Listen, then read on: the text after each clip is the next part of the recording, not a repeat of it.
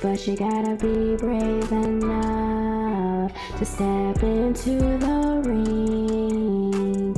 Put your guard up and fight back. Put a finger down if you go home on your lunch break and you see that there's a letter in your door and you're wondering, why the fuck is there a letter in my door? I pay my bills are paid. You open the letter, read it, and it's from the new management company who just took office in December telling you that the rent is going up $100 again. So you go over to the office so you can ask the secretary a few questions. She's sitting in her car smoking a cigarette. You decide you're going to go back to work late from lunch so you can get some answers. You go into the office when she's done with her cigarette and you ask her, not in these words, why the fuck is my rent going up $100 again? She looking at you and you looking at her and she finally says, I don't know, maybe because they want more money. And you not in these words tell her, and so the fuck do I, but unlike everything else in this fucked up ass economy that's going up, my income is staying the same. You proceed to ask her, who are these people? What do they stand for? Where's the mission statement? Does this mean that I'm still going to have to borrow a lawnmower from my friend and cut my own grass? Does this mean that I'm still going to have to fix shit in my townhome on my own because the incompetent maintenance man acts like he can't read and execute a maintenance order? Does this mean I'm going to have to remind them not once but twice to change my air filter that's due every 3 months and wait 8 months for them to do so? She just looking at you and you looking at her and you decide in that moment, before you say some things in a way that's going to get you in trouble, you better take your ass back to work because clearly you need the money now. And on that short ride back to work, you're able to calculate in your head that you're either going to need a 63-cent raise from your first job in order to not feel the impact of $100 extra a month, $1,200 a year, or you're going to need to pick up 5 extra hours at your second job that you already hate, that you've already been trying not to work at more than what you have to because you're sick and fucking tired of working 60 and 70-hour work weeks between 2 jobs just to be able to maintain. Now you're sitting in a parking lot and you have one of 3 choices. Either A, cry in the car and end it all. B, figure out how to finesse the government into approving you for food stamps in Section 8 long enough for you to get your money up before the recertification and they figure out it was all a lie. Or 3, be thankful that you do have 2 sources of income to be able to pay your bills and maintain and live just a little bit. Be thankful that you are living in prayer right now from where you were 10 years ago. And also understand and be thankful that you lived in this townhome for 6 years and not once have you ever had to pay your rent late, and God ain't gonna allow you to start now.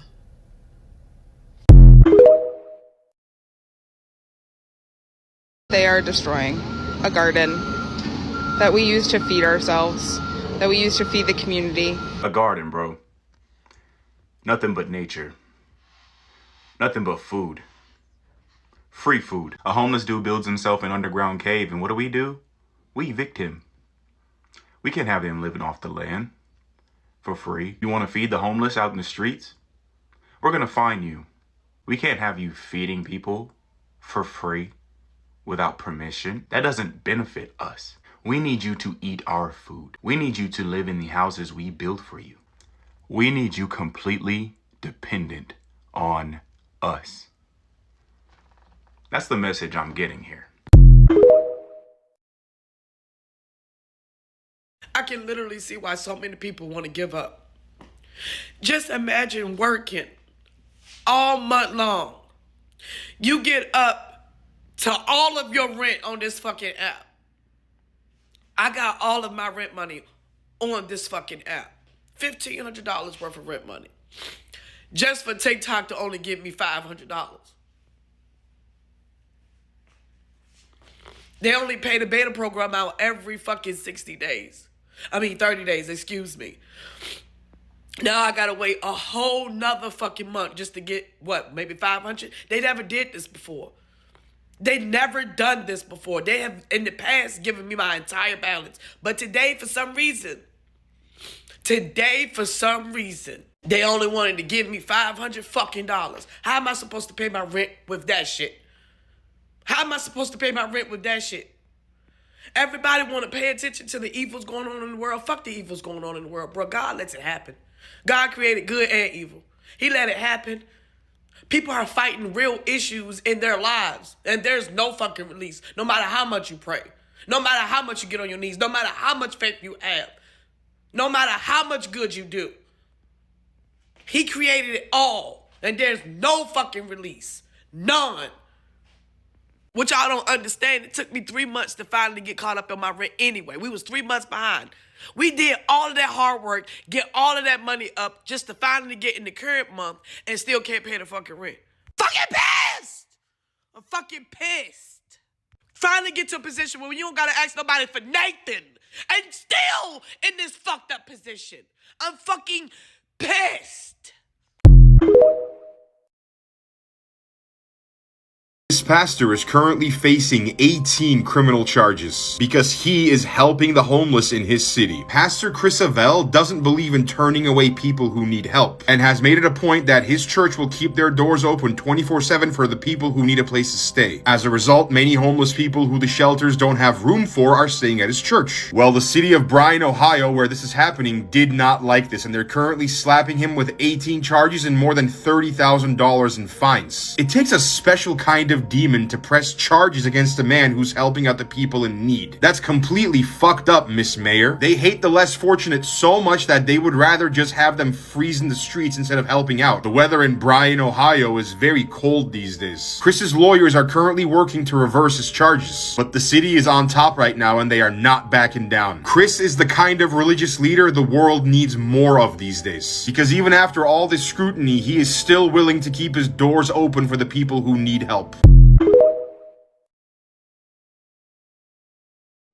Chicago and Illinois government, listen to me and listen to me clearly. Like, for real, tune the fuck in, because I'm telling y'all right now, y'all finna start a fucking riot. And I do mean a real fucking riot. Mayor Brandon, you better fucking listen. We are sick of y'all shit. More preferably, I'm talking about the South Side, okay? Let me tell you something. The South Side is at the very bottom, the very fucking bottom of the barrel when it comes to getting anything that we need from the fucking city or from the government, for the state government. But guess what? They bring their ugly asses down to the South Side and the South suburbs first to get everything that they fucking need to make this stupid ass city and this state run. Explain to me how it is that you close down 5 schools because you say that there's no state or city government funding to keep the schools open for the public, but somehow, some way, y'all got the fucking the money to open up 2 of those schools to the Ukrainian refugees and 2 of the other schools to the motherfucking the Venezuelan refugees. But you can't find the money to fix it for the fucking people who fucking live here. Explain to me how it is that you done sat up here and you done closed down all the motherfucking homeless shelters. Literally, it's only like 5 homeless shelters in Chicago. Matter of fact, that's not even a joke. That's not a lie. It's 5 well-established homeless shelters left in fucking Chicago. But somehow, some way, the homeless shelters that y'all closed down, you're opening for the fucking refugees.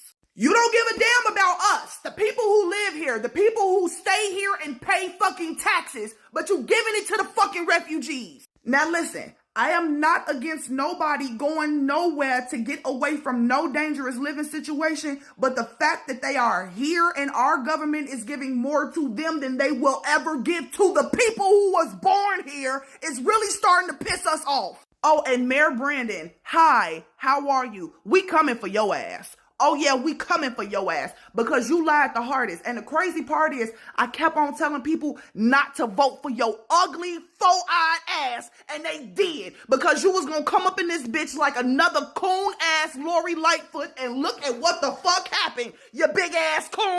I'm mad at myself because I let my phone die last night, which means that it has the power back on and it take a little minute.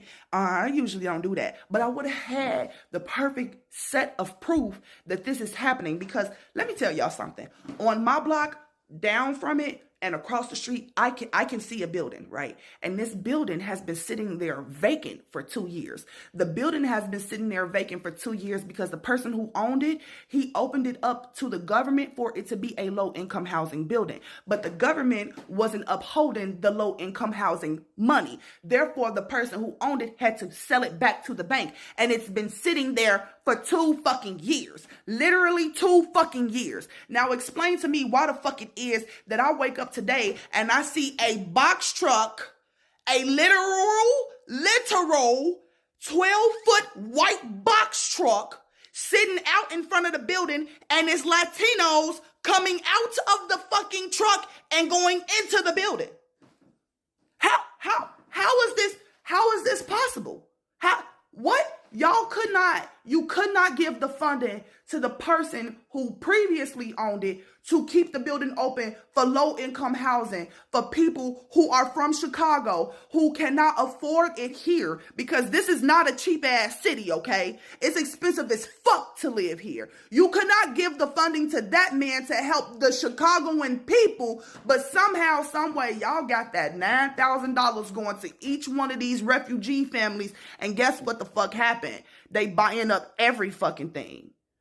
But at the same time, y'all put us through the motherfucking ringer for us to even try to attempt to purchase something in Chicago or Illinois. Y'all have no idea how hard it is to really buy some shit in fucking Chicago, especially on the south side. But these refugee families getting $9,000 a fucking family could come in and buy up every fucking thing. We sick of y'all.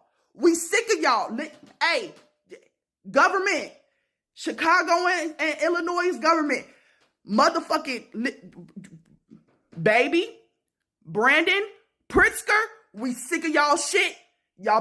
Somebody better come fix it. Somebody better come fix it, because if I get my ass out here on my soapbox, baby, fix it. I'm sick of y'all.